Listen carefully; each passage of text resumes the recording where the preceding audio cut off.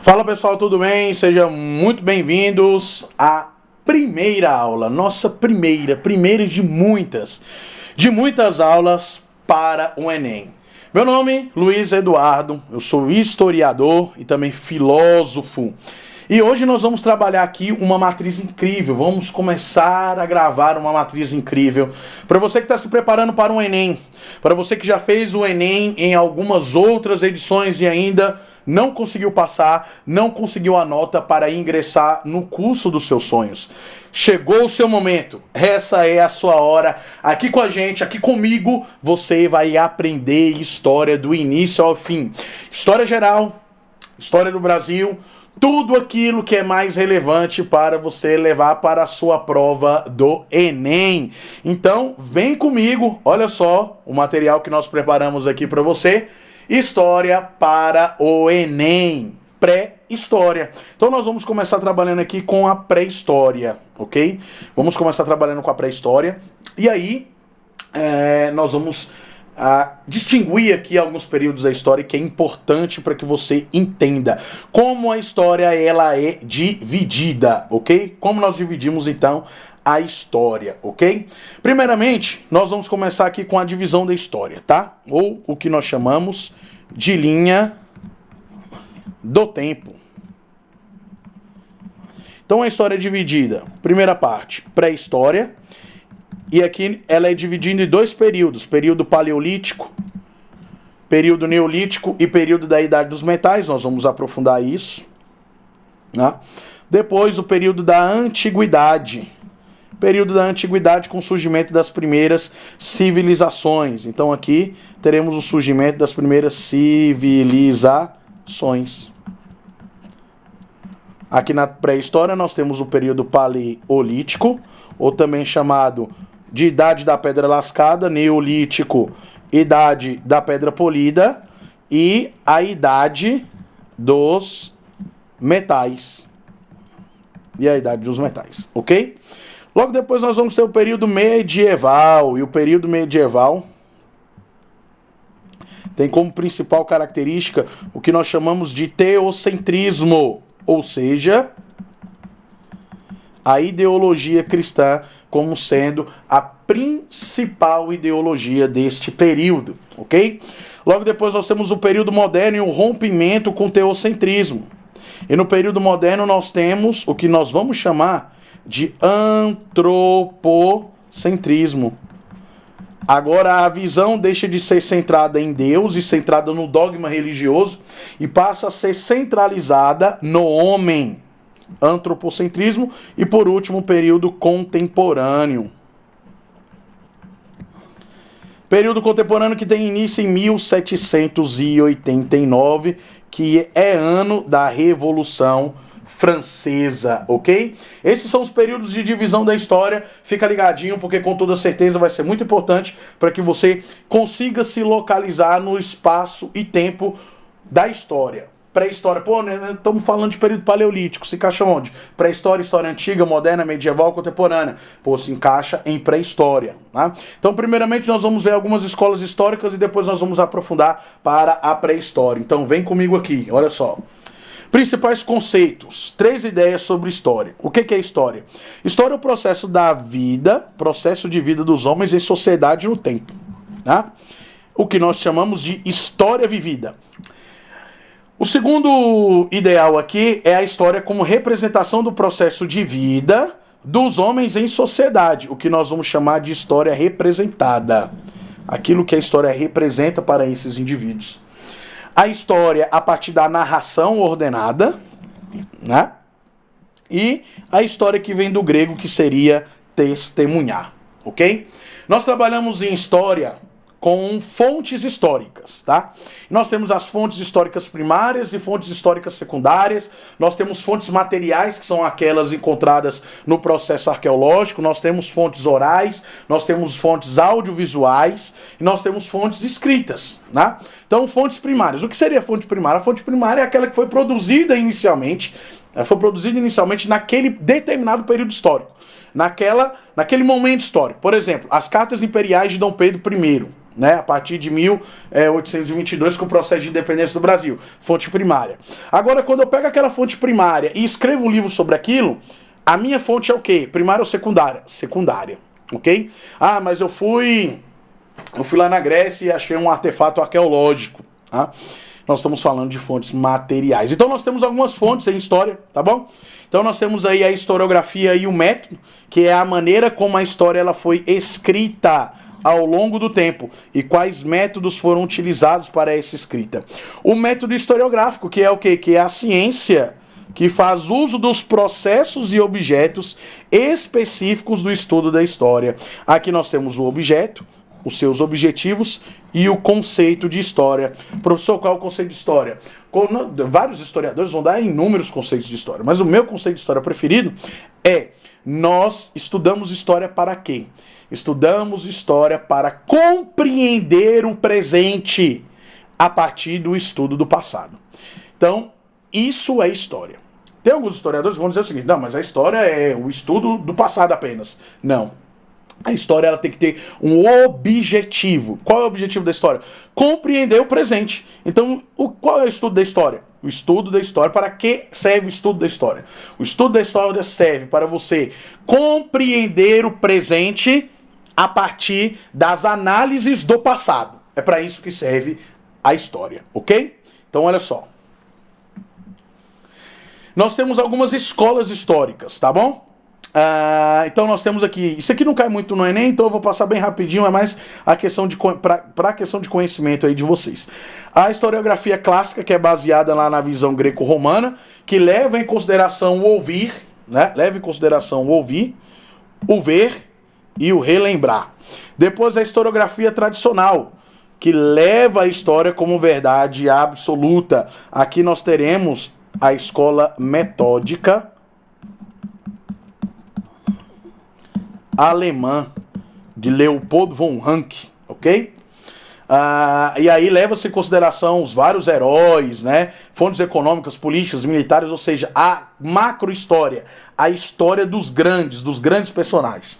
Aí depois nós temos a historiografia marxista. Ela é de base o quê? Ela é de base socialista.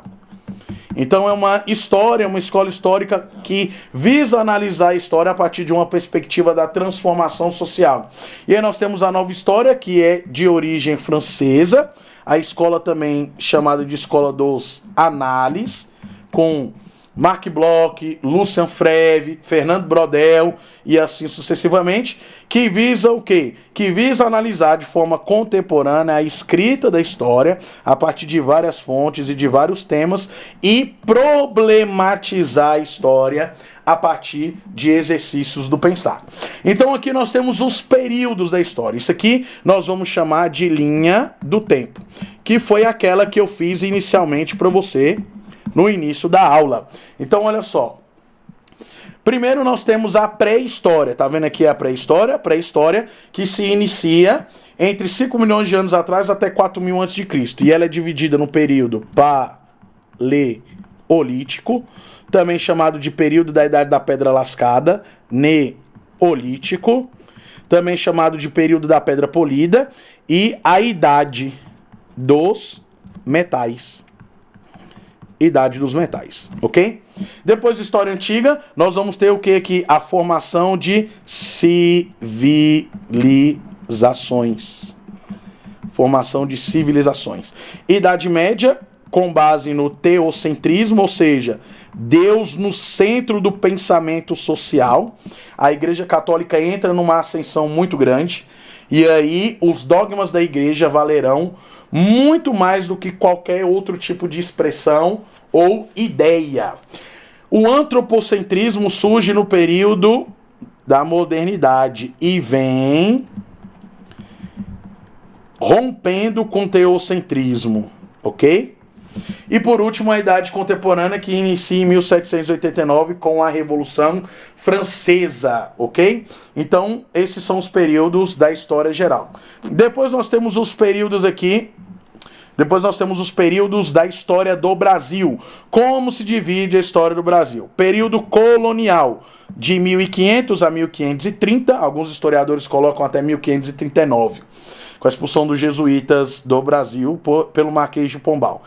Depois, período colonial de 1530 a 1822, 1530... início do período colonial, após a expulsão dos jesuítas, 1822, independência do Brasil.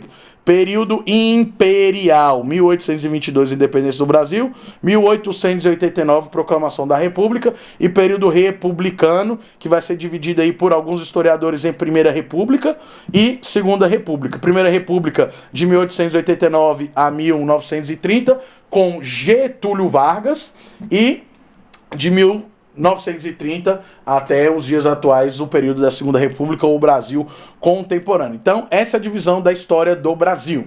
Primeiro nós vimos a divisão da história geral.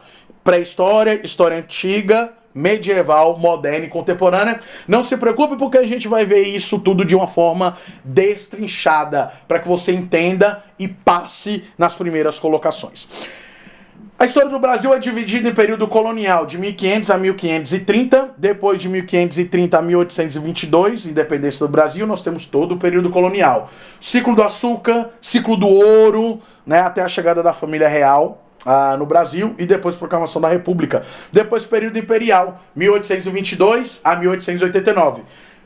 Primeiro governo imperial no Brasil, Dom Pedro I, depois período regencial, que é quando Dom Pedro I renuncia, abdica do trono do Brasil, do Império do Brasil, e retorna até Portugal. Nesse sentido, então, dá-se início o período das regências, a regência trina e as regências unas, até Dom Pedro II ter a maioridade e poder assumir o governo do Brasil. Ele dá o golpe da maioridade com 15 anos de idade e assume o Brasil, e vai até 1889, até a queda do seu governo e o início do período republicano.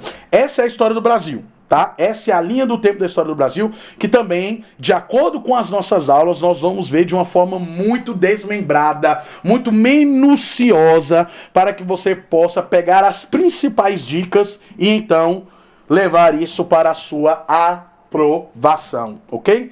Aqui nós temos uma pintura rupestre e logo nós vamos dar início então ao que nós chamamos de pré-história. Pintura rupestre, que era a principal forma de comunicação desse período, né? Então, como não havia fala, como não havia língua, então como que os povos nômades se comunicavam? A partir das pinturas rupestres. Antes de entrarmos na pré-história, de fato, nos períodos da pré-história, período paleolítico, mesolítico, neolítico, idade dos metais, nós temos aqui então duas teorias. Olha só.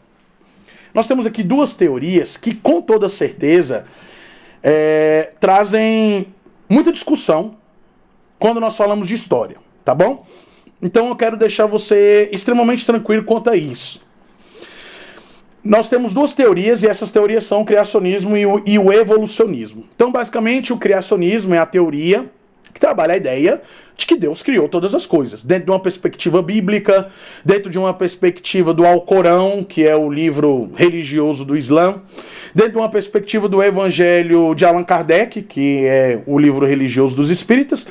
De modo geral, dentro de qualquer livro religioso, você vai ter a ideia do criacionismo, ou seja, Deus criando todas as coisas, Deus criando o mundo. Então, isso parte de uma perspectiva da criação do mundo a partir de uma inteligência superior. Quem seria essa inteligência superior? Deus, né? E o evolucionismo, que é a teoria do biólogo naturalista Charles Darwin, do britânico Charles Darwin. Ele vai dizer o seguinte: não. O homem passou por um processo de evolução. E esse processo de evolução levou milhares e milhares e milhares e milhares e milhares de anos. Tá? Então vamos lá? Acompanha na tela aí comigo para você ver. Olha só. Primeira teoria que nós vamos ter aí é a teoria criacionista, que é a teoria da Bíblia. Olha lá, teoria da Bíblia e do Alcorão. Correto? Então ela parte da perspectiva de que o mundo foi criado por uma inteligência o quê? Superior. Quem é essa inteligência superior aqui? Para a visão criacionista, é Deus. Para o Islã, Alá. E assim sucessivamente, tá? E isso está presente em todas as culturas humanas. A ideia da criação do mundo a partir de uma inteligência superior, seja Deus, seja Alá, ou seja qualquer outro Deus, né? Tem características criacionistas, ok? Então essa é a perspectiva criacionista, é a perspectiva baseada aí na Bíblia e baseada no Alcorão, correto? Agora a teoria evolucionista. Aí aqui nós temos o Charles Darwin, biólogo naturalista que trouxe a ideia da evolução humana, partindo do seu primata mais próximo. Aí nós vamos ter um processo evolutivo. O Australopithecus, macacos do sul, o Homo habilis, homem habilidoso, o Homo erectus, que é o homem que já anda ereto, o Homo sapiens de Neandertal, porque os seus fósseis foram encontrados na vila de Neandertales, na Alemanha, e o Homo sapiens sapiens, que seria nós. Então, dentro da perspectiva do evolucionismo, o homem continua evoluindo, né? Continua se adaptando, teoria do Lamarck, teoria do Darwin, né? O homem continua se adaptando e evoluindo. Então nós temos essas duas teorias. Ah, professor, qual a que cai mais no Enem? Com toda certeza a teoria da evolução. Ela aparece. Principalmente pelo fato de nós termos uma cadeia evolutiva e disso ser muito aproveitado para as questões do Enem. Lembre-se que as questões do Enem são questões extremamente dissertativas. Acabou aquela ideia de questão de que o examinador ele vai colocar lá um comando apenas muito simples e alternativas para você analisar. Não. Agora você tem o texto, o comando e as alternativas. E as alternativas, além de serem contextualizadas, elas estão em conexão com o texto da questão. Há questões no Enem que são 2 textos para você ler, interpretar e ir direto para as alternativas. Então tome cuidado com isso, porque o evolucionismo, nesse sentido, é muito buscado para ser objeto de avaliação e de questões no Enem. Então nós temos aí, olha lá na tela, nós temos aí o evolucionismo, foi elaborado por esse cara aqui, ó, pelo Charles Darwin, e ele afirmava o quê? Que a vida vai se adaptando, né, ao meio, ok? E isso corrobora com a sua visão da teoria da evolução, ok? Dentro da cadeia evolutiva que o Darwin vai criar. Então, olha só. A evolução humana se dá a partir, primeiro, de mudanças climáticas, né? Aí nós temos a era das glaciações, nós temos os climas temperados, que são as florestas, nós temos as savanas, que são os climas mais desérticos. Tudo isso vai contribuindo para o aparecimento dos primeiros hominídeos, das primeiras espécies, que vão anteceder quem? Que vão anteceder o homem moderno, ok? Então, olha só. Aqui nós temos a cadeia evolutiva elaborada por quem? Por Darwin. Isso aqui tem que ser objeto de sua revisão depois, tá? Então nós temos aqui o Australopithecus. Quem é o Australopithecus? Ah, professor, quem é esse cara aqui? Esse cara aqui é o chimpanzé, de fato, tá? Então, olha só. Uma outra dica que eu vou passar para você. Olha aqui, olha para mim, olha para mim. A ideia de que o homem evoluiu do macaco, ela é uma ideia inexistente para a teoria da evolução. Ué, professor, mas o chimpanzé não é um macaco? Olha só. O chimpanzé é uma espécie de hominídeo. Um hominídeo mais próximo aos macacos. Então nós temos essa diferenciação dentro desses 2 blocos. Com certeza não vai aparecer na sua prova que o homem evoluiu do macaco. Isso é uma ideia muito comum, do senso comum, mas não do senso crítico. Então, para o senso crítico, o homem evoluiu de quem? Do chimpanzé. A evolução do homem se dá a partir do seu primata mais próximo, que é quem? Que é o chimpanzé. Então, olha só. 3,5 milhões a 2 milhões de anos atrás, nós temos o Australopithecus. Por que ele leva esse nome? Porque ele aparece no sul da África. Esse nome aqui significa macacos do sul. Correto? Depois, um processo de milhares e milhares de anos, 2,4 milhões de anos a 1,6 milhões de anos, nós temos o Homo habilis. Por que ele é chamado assim? Homem habilidoso. Por que ele é chamado de homem habilidoso? Porque ele começa a deter algumas habilidades de caça, de pesca e de coleta. Ok? Depois nós vamos ter o Homo erectus. E por que Homo erectus? De 2 milhões de anos atrás a 400 mil anos. Porque ele já anda ereto, obviamente. O Homo de Neandertales, de 2,5 milhões a 12 mil anos atrás. tá? E aí nós vamos ter os seus primeiros fósseis encontrados na vila de Neandertales na Alemanha, por isso que ele leva esse nome. Então você já percebe que o crânio dele, olha aqui, o crânio dele já é bem menor em comprimento do que o Homo erectus, do que o Homo habilis e do que o Australopithecus. Tá? E por último, o Homo sapiens, que somos nós, que tem um crânio bem menor, né? O seu alongamento é bem menor e ele vai aparecer entre 300 mil a 100 mil anos atrás, ok? Que é a evolução do Homo sapiens. Então essa é a cadeia evolutiva segundo Charles Darwin. Australopithecus, Homo habilis, Homo erectus, Homo de Neandertal e Homo sapiens sapiens. Professor, e como é que é a questão, então, da criação dentro da perspectiva criacionista? Aí é só você pegar os livros que trabalham a perspectiva da criação. Por exemplo, você pega a Bíblia e você tem lá o livro do Gênesis. Gênesis, que em hebraico é Bereshit, o nome é Bereshit, que significa criação.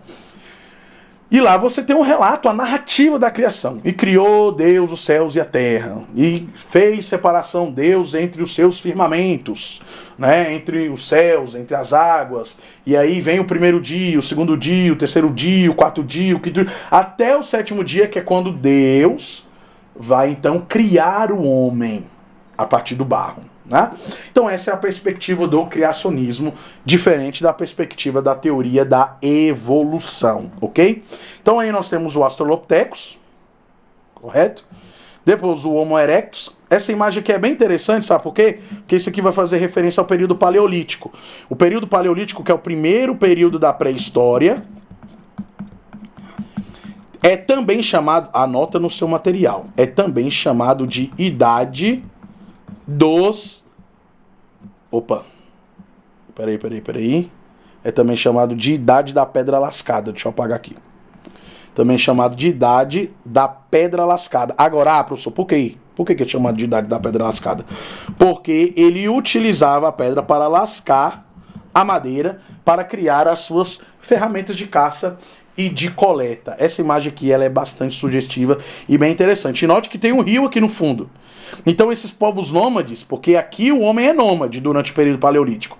Então esses povos nômades eles vão habitar próximos a rios justamente para facilitar a caça, a pesca e a coleta. Aí nós temos o homem de Neandertales, tá? Que vai se espalhar pelo mundo antigo alcançando novos continentes. E por último nós temos o Homo sapiens, ok? Então qual é a área de abrangência? Qual é a área de abrangência desse processo evolutivo segundo Charles Darwin? Primeiro nós vamos ter o Australopithecus. Ele é encontrado aonde? No norte e nordeste da África. Então, se aparecer lá na sua prova, qual foi a primeira região em que o homem foi, os primeiros vestígios do homem foram encontrados? Norte e nordeste da África ou continente africano, tá? O Homo habilis, nós vamos ter ele na África também, tá? Mas não existem indícios de sua presença fora deste continente ainda. Então, tanto o Australopithecus como o Homo habilis na África, ok? Homo erectus, aí ele já está um pouco mais espalhado por outros continentes. Ele vai estar na África, na Europa e na Ásia, ok? E aí nós temos o Homo sapiens, e o Homo sapiens vai estar na Europa, e depois o Homo sapiens sapiens, que é um homem moderno, todo o planeta, em todos os continentes. Aqui, ó, no Homo erectus, é quando provavelmente ele vai habitar a América, atravessando da Ásia para a América, através da teoria do Estreito de Bering, ok? E aqui nós temos então os períodos da pré-história.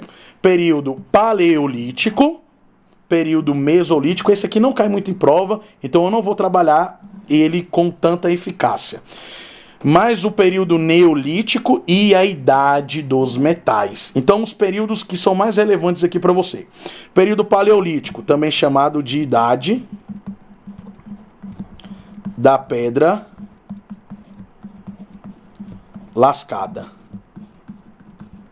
Por quê? Porque o homem utilizava a pedra para lascar os seus materiais de caça, pesca e coleta.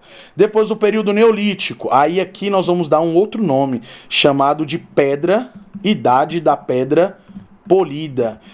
Por que pedra polida, professor? Porque aqui ele vai utilizar a pedra para fabricar as suas primeiras moradias. tá? Depois eu vou mostrar umas imagens para vocês bem interessantes aqui, ok? Olha só, iniciado por volta do ano 10.000 a.C., e aqui nós temos o domínio da agricultura. No período paleolítico, esse homem era o quê? Nômade. Ou seja, o que é nômade? Não tem habitação fixa. Nesse período neolítico aqui, olha aqui, ó, ele é sedentário. Ou seja, ele agora tem habitação fixa. Ok? E a Idade dos Metais? Idade dos Metais é o período de domínio do quê? De domínio da metalurgia. De domínio do metal. Isso aqui vai influenciar... Na verdade, esse último período aqui, a Idade dos Metais, é o período de transição entre a pré-história e a história antiga. Porque a Idade dos Metais vai servir como base para a criação das primeiras civilizações. Sumerianos, acadianos, amoritas, hebreus, persas, catitas, ixos, gregos, romanos e assim sucessivamente, tá? Então as primeiras civilizações, que são grupos sedentários, obviamente, né, serão criadas a partir do domínio do metal. A partir do domínio do metal. Tudo bem? Então olha lá. Esses são os períodos, então, da pré-história, ok? Nós tivemos ocupação da América durante a pré-história, sim, várias regiões foram ocupadas, inclusive o quê? Inclusive a própria América, tá? E aí nós temos algumas explicações geográficas em relação à ocupação do homem no continente americano, tá? Aí nós temos a teoria de Clovis, entre 18 a 12.000 a.C., que também é chamada de Estreito de Bering. Eu acho que eu coloquei um mapa aqui. Ah, tá aqui, ó. Então, olha só, pra gente terminar a aula. Os primeiros vestígios de aparição do homem, África. Aí ele parte aqui, ó, sul da Europa, tá vendo? Aí ele vai subindo pro nordeste aqui da Europa, vai pra Ásia, chega na Sibéria. Tá vendo aqui, ó? Pontinha da Sibéria aqui, que é território russo hoje, e o Alasca. Aqui nós temos o que, ó? Estreito de Bering. Como o homem ocupou o território americano? A partir dessa travessia entre a Sibéria e o Alasca. Aí ele passa a ocupar aqui o território americano, ok? Ocupando o território americano, nós vamos ter origem, então, aos povos que nós chamamos de povos pré-colombianos. Aí nós teremos olmecas, xiximemecas, astecas, maias e incas, que vão ocupar toda a extensão do território americano, ok? Essa é a teoria do Estreito de Bering e a ocupação dos povos nômades ao território americano. Tudo bem, meus queridos? Com isso, então, nós terminamos esse primeiro bloco de aulas introdutório para o Enem. Tenho certeza que esses conhecimentos serão fundamentais para a sua aprovação. Então leve com você esses conhecimentos, anota aí, faz mapa mental, faz flashcard, que com toda certeza isso vai impulsionar a sua aprovação. Então, forte abraço, até a próxima aula e vem com a gente porque aqui a sua aprovação é garantida.